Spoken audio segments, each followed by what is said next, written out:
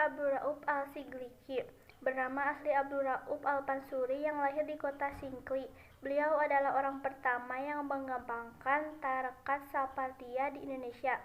Sekitar tahun 1640, beliau berangkat ke tanah Arab untuk mempelajari ilmu-ilmu keislaman. Abdul Rauf As-Sigliki pernah bermukim di Mekah dan Madinah. Ia mempelajari tarekat Sapariyah dari gurunya yang bernama Ahmad Quraisy dan Ibrahim Al-Qurani. Kemudian beliau pernah menjadi multi kerajaan Aceh ketika diperintah oleh Sultanah Salahuddin Tajul Alam.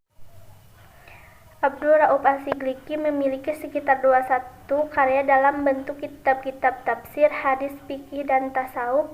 Dari banyak karya beliau ada satu yang menjadi karya terpenting, yaitu Umdat Al-Muhajirin. Buku ini terdiri dari 7 bab yang memuat tentang zikir, sifat Allah dan Rasulnya, serta asal-usul ajaran mistik. Pada pembahasan di bab terakhir, beliau menceritakan tentang riwayat hidupnya dan gurunya.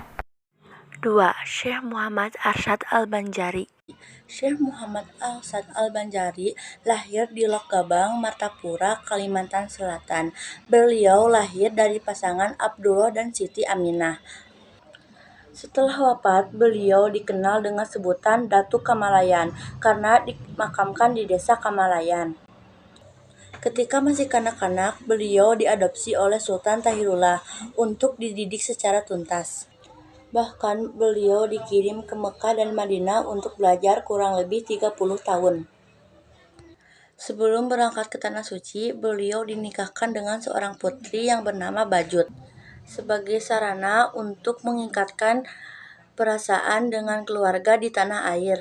Nama yang dilakukan oleh Syekh Muhammad Arsyad Al-Banjari sekembalinya dari belajar di Tanah Suci adalah membina kader-kader ulama. Ia meminta kepada Sultan Tamjidillah sebidang tanah untuk dijadikan sebagai pusat pendidikan. Di tempat itu dibangun rumah tinggal, ruang belajar, perpustakaan, serta asrama bagi para santri.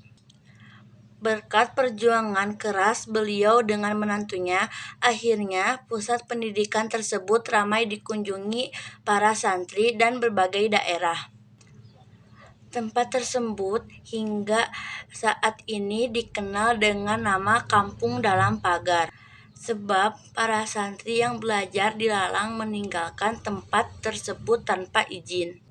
Muhammad Arsyad Al-Banjari juga aktif menulis buku. Di antara karyanya yang terbesar adalah kitab yang berjudul Sabilul Muhtadin atau Jalan Orang yang Mendapatkan Petunjuk. Karena keilmuan beliau yang luar biasa, Muhammad Arsyad Al-Banjari mendapatkan julukan Matahari Agama dari Banjar.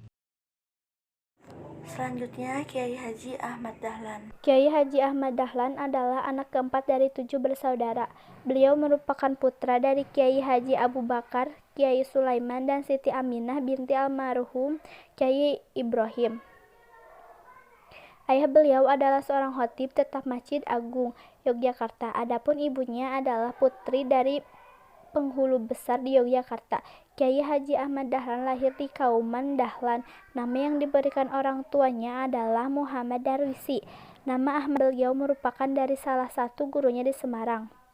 Kiai Haji Ahmad Dahlan mendirikan Persyarikatan Muhammadiyah pada 8 Zulhijjah 1330 Hijriah atau 18 November 1912. Pendirian organisasi ini dipengaruhi oleh gerakan tajdid, reformasi, pembaruan pemikiran Islam yang dicetuskan oleh Muhammad bin Abad al-Wahhab di Arab Saudi, Muhammad Abduh, Muhammad Rashid Ridho di Mesir, dan lain-lain. Selanjutnya, Kiai Haji Hashim Asy'ari. Kiai Haji Hashim Asy'ari lahir pada 10 April 1875. Ayah beliau bernama Kiai Asy'ari, pemimpin pesantren keras yang berada di selatan Jombang. Ibu beliau bernama Nyai Halimah.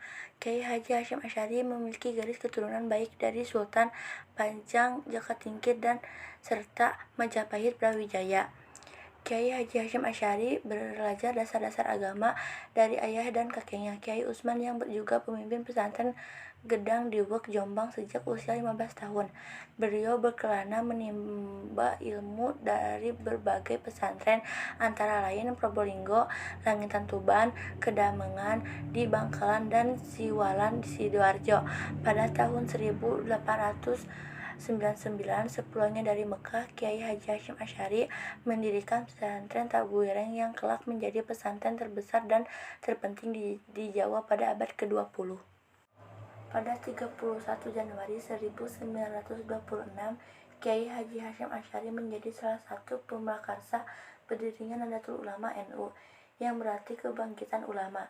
Kiai Haji Hasyim Asy'ari wafat pada 25 Juli 1947 atau bertepatan dengan 7 Ramadan 1366 Hijriah dan dimakamkan di Komplek Pondok Pesantren Tabuireng, Jombang di Jawa Timur.